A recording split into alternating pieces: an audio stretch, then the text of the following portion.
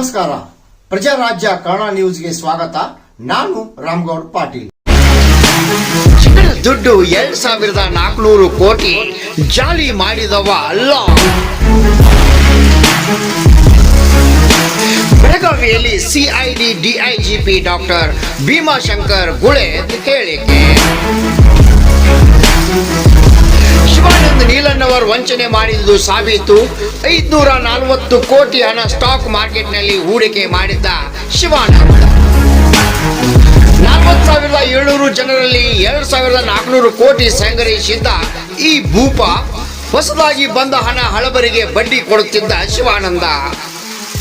ಈವರೆಗೆ 660 ಕೋಟಿ ಹಣ ಶಾರ್ಟೇಜ್, 330 ಕೋಟಿ ರಿಕವರ್ ಅಂದ ಸಾಬೀತು. ಕಳೆದ 20 ದಿನಗಳ ಹಿಂದೆ ಬೆಳಗಾವಿ ನಗರದಲ್ಲಿ ಈ ಶಿವಮ್ ಅಸೋಸಿಯೇಟ್ಸ್ ಅನ್ನುವಂಥ ಕಂಪನಿ ಮೇಲೆ ಅಕ್ರಮವಾಗಿ ಠೇವಣಿನ ಸಂಗ್ರಹಿಸ್ತಾ ಇದ್ದಾರೆ ಹಾಗೂ ಕೆಲವೊಂದು ಆಮಿಷಗಳನ್ನ ಒಡ್ಡಿ ಸಾರ್ವಜನಿಕರಿಂದ ಹಣ ಠೇವಣಿ ಇಡೋ ಹಾಗೆ ಮಾಡ್ತಾ ಇದ್ದಾರೆ ಅನ್ನೋಂಥ ಒಂದು ಮಾಹಿತಿಯ ಮೇರೆಗೆ ಜಿಲ್ಲಾಧಿಕಾರಿಗಳು ಹಾಗೂ ಜಿಲ್ಲಾ ಪೊಲೀಸ್ ತಂಡದವರು ಇಲ್ಲಿ ಒಂದು ದಾಳಿಯನ್ನು ನಡೆಸಿ ತದನಂತರ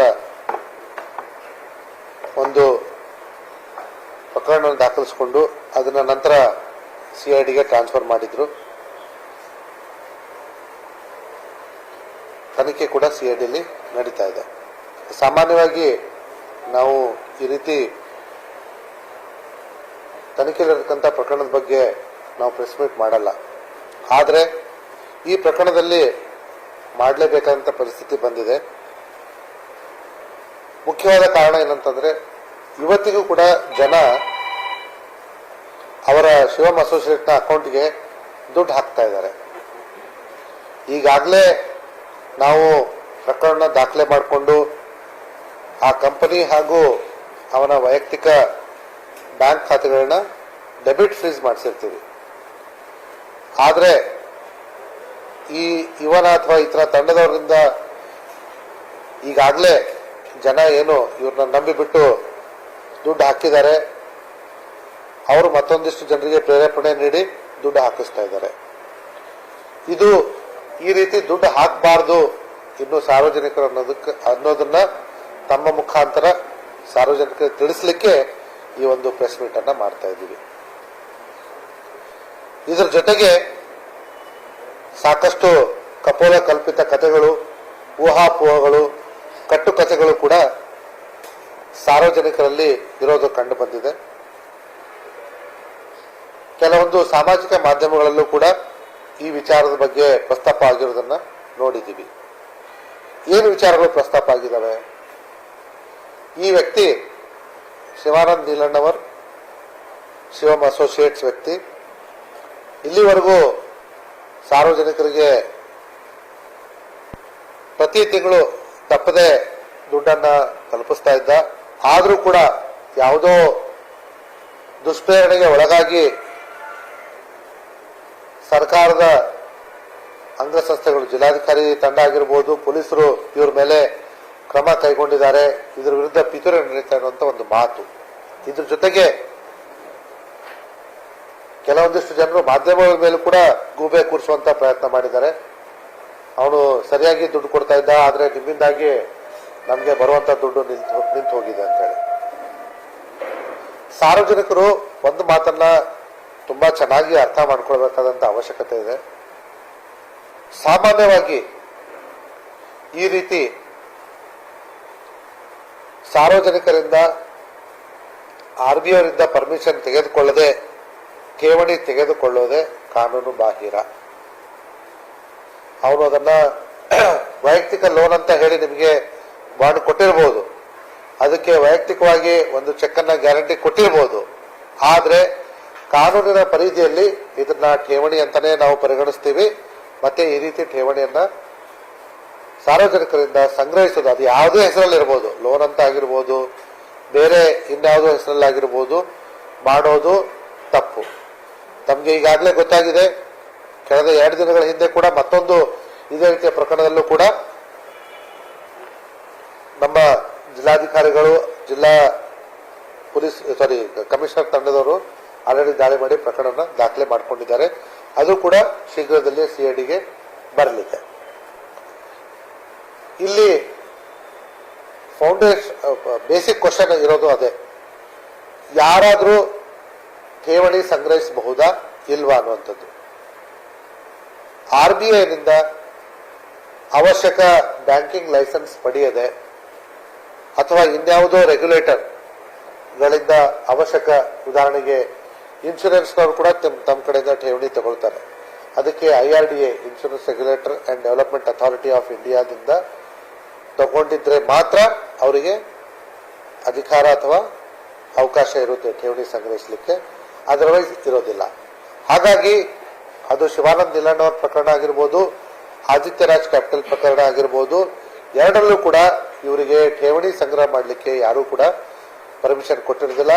ಸಾರ್ವಜನಿಕರು ಇದನ್ನ ತಿಳ್ಕೊಳ್ಬೇಕಾಗಿ ವಿನಂತಿ. ಮತ್ತೆ ಈ ರೀತಿ ಭಾರತದಲ್ಲಿ ಇಲ್ಲಿವರೆಗೂ ನಮಗಂತೂ ಯಾವುದೋ ಒಂದು ಈ ರೀತಿ ಬಿಸ್ನೆಸ್ಗಳು ಮಾಡಿ 36%, 60% ಲಾಭ ಕೊಡುವಂಥದ್ದು ಯಾವ್ದು ಬಿಸ್ನೆಸ್ಗಳು ಕೂಡ ಇಲ್ಲ.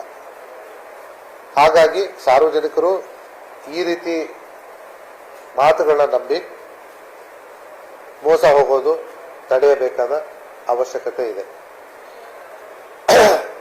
ಎಲ್ಲಿವರೆಗೂ ಸಾರ್ವಜನಿಕರು ಇಂಥ ದುರಾಸೆಗೆ ಬಲಿಯಾಗ್ತಾರೋ, 36%, 60% ಬಡ್ಡಿ ಸಿಗುತ್ತೆ ಅಂತ ಹೇಳಿ, ಅಲ್ಲಿವರೆಗೂ ಈ ರೀತಿ ಮೋಸಗಾರರು ಹುಟ್ಕೋತಾ ಇರ್ತಾರೆ. ದಯವಿಟ್ಟು ಇಂಥವ್ರಿಂದ ದೂರ ಇರಿ. ದೂರ ಇರೋದು ಅಷ್ಟೇ ಅಲ್ಲ, ಇಂಥವ್ರು ಯಾರಾದರೂ ನಿಮ್ಮ ಹತ್ರ ಬಂದ್ಬಿಟ್ಟು ನಿಮಗೆ ಪ್ರಲೋಭನೆಗೆ ಒಳಪಡಿಸಿದ್ರೆ ಅದನ್ನ ಹತ್ತಿರದ ಪೊಲೀಸ್ ಸ್ಟೇಷನ್ ಅಥವಾ CID ಗಮನಕ್ಕೆ ತಗೊಂಡ್ಬನ್ನಿ. ನಾವು ಅದ್ರ ಬಗ್ಗೆ ಅವಶ್ಯಕತೆ ಇದ್ರೆ ಇನ್ಕ್ವೈರಿ ಮಾಡ್ತೀವಿ, ಅವಶ್ಯಕತೆ ಬಿದ್ದರೆ ತನಿಖೆ ಕೂಡ ಮಾಡ್ತೀವಿ. ಕೆಲವೊಂದು ವಿಷಯಗಳನ್ನ ನಾನಿಲ್ಲಿ ತನಿಖೆ ಹಂತದಲ್ಲಿ ಇಲ್ಲಿವರೆಗೂ ಏನ್ ಕಂಡು ಬಂದಿದೆ ಶಿವಾನಂದ್ ನಿಲಣ್ಣ ಅವ್ರದ್ದು ಹಂಚ್ಕೊಳ್ತಾ ಇದ್ದೀನಿ. ಯಾಕಂದ್ರೆ ಸಾರ್ವಜನಿಕರಿಗೆ ಗೊತ್ತಾಗಬೇಕು ಅವ್ರ ದುಡ್ಡು ಇಲ್ಲಿವರೆಗೂ ಎಲ್ಲಿ ಹೋಗಿದೆ ಅಂತ ಹೇಳಿ. ಇಲ್ಲಿವರೆಗೂ ಕೂಡ ಅವನು ಮಾಡ್ತಾ ಇದ್ದದ್ದು ತುಂಬಾ ಸುಲಭವಾದ ಕೆಲಸ. ಹೊಸ ದುಡ್ಡು ಯಾವ್ದು ಬರುತ್ತೋ ಆ ದುಡ್ಡನ್ನ ಹಳಬರಿಗೆ ಬಡ್ಡಿ ಮುಖಾಂತರ ಕೊಡ್ತಾ ಇದ್ದ. ಉದಾಹರಣೆಗೆ 2025ರಲ್ಲಿ ಅವನಿಗೆ 1000 ರೂಪಾಯಿ ಒಟ್ಟು ಠೇವಣಿ ಇದ್ರೆ ಅವನಿಗೆ ಮುಂದಿನ ವರ್ಷ ಅಂದ್ರೆ 2026 ಪ್ರತಿ ತಿಂಗಳು ಅವರು ಕೊಡಬೇಕಾದ ಮೊತ್ತ 360 ರೂಪಾಯಿ ಪ್ರತಿ ತಿಂಗಳು. ಸಾರಿ, 3% ಪರ್ ಮಂತ್ ಅಂತಂದ್ರೆ 300 ರೂಪಾಯಿ, ಸಾರಿ 30 ರೂಪಾಯಿ, 30 ರೂಪಾಯಿ, 1000ಕ್ಕೆ 30 ರೂಪಾಯಿ. ಈ ರೀತಿ ಪಾಂಜಿ ಸ್ಕೀಮ್ಗಳು ಎಲ್ಲಿವರೆಗೂ ನಡೀತವೆ ಅಂತಂದ್ರೆ ಅದು 12 × 30 360 ರೂಪಾಯಿ. ಎಲ್ಲಿವರೆಗೂ ಅವನಿಗೆ ಹೊಸ ಠೇವಣಿ 360 ರೂಪಾಯಿ ಕ್ರಾಸ್ ಆಗುತ್ತೋ ಅಲ್ಲಿವರೆಗೂ ಈ ರೀತಿ ಸ್ಕೀಮ್ಗಳು ನಡೀತವೆ. ಉದಾಹರಣೆಗೆ ಇದೇ ಒಂದು ಪ್ರಕರಣದಲ್ಲಿ ಅವರು ಇಲ್ಲಿವರೆಗೂ ಸಾರ್ವಜನಿಕರಿಂದ ತನಿಖೆಯಲ್ಲಿ ಕಂಡು ಬಂದ ಪ್ರಕಾರ 2400 ಕೋಟಿ ದುಡ್ಡನ್ನ ಸಂಗ್ರಹ ಮಾಡಿದ್ದಾನೆ. 400 ಕೋಟಿ. ಇದರಲ್ಲಿ ಸುಮಾರು ದುಡ್ಡನ್ನ ಅವನು ಸಾರ್ವಜನಿಕರಿಗೆ ಹಿಂತಿರುಗಿಸಿರೋದು ನಿಜ. ಆದರೆ ಸಾರ್ವಜನಿಕರಿಂದ ಸಂಗ್ರಹಿಸಿರ್ತಕ್ಕಂಥ ಹಣವನ್ನ ಇವನು ಯಾವುದೋ ಒಳ್ಳೆ ಬಿಸ್ನೆಸ್ ಅಥವಾ ವಹಿವಾಟಿನಲ್ಲಿ ತೊಡಗಿಸಿ ಅದರಿಂದ ಬಂದಂತ ಲಾಭಾಂಶದ ಹಣವನ್ನ ಸಾರ್ವಜನಿಕರಿಗೆ ಮರಳಿ ಕೊಟ್ಟಿರುವಂಥದ್ದು ಅಲ್ಲ. ಉದಾಹರಣೆಗೆ ಇವರು ಮೊದಲನೇ ಡೆಪಾಸಿಟ್ ಇದ್ರೆ, ಹೊಸದಾಗಿ ಇವರು ಡೆಪಾಸಿಟ್ ಮಾಡಿದ್ರೆ ಇವ್ರ ದುಡ್ಡು ಅವರಿಗೆ 3% ಲೆಕ್ಕಾಚಾರದಲ್ಲಿ ಹೋಗಿರುತ್ತೆ. ಇದು ಬಿಟ್ಟು ಅವನು ಕೆಲವೊಂದು ಬಿಸ್ನೆಸ್ ಅಲ್ಲಿ ತೊಡಗಿಸಿಕೊಂಡಿರೋ ನಿಜ, ಆದ್ರೆ ಯಾವುದೂ ಕೂಡ ಅವನಿಗೆ ಲಾಭಾಂಶ ಕೊಟ್ಟಿಲ್ಲ. ಉದಾಹರಣೆಗೆ ಅವನು ಸುಮಾರು 540 ಕೋಟಿಯಷ್ಟು ಹಣವನ್ನ ಸ್ಟಾಕ್ ಮಾರ್ಕೆಟ್ ಅಲ್ಲಿ ಹೂಡಿಕೆ ಮಾಡಿದ್ದ.